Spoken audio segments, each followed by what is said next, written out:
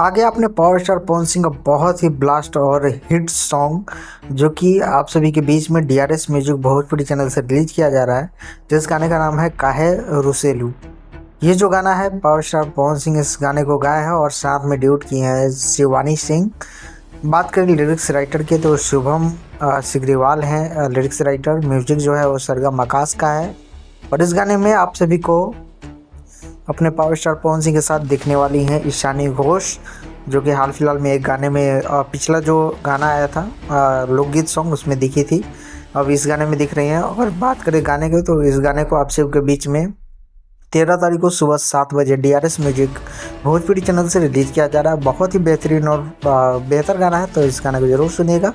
तब तक के लिए इतना ही, मिलते हैं किसी और नए अपडेट साथ। तब तक के लिए बाय, जय हिंद, जय भोजपुरी।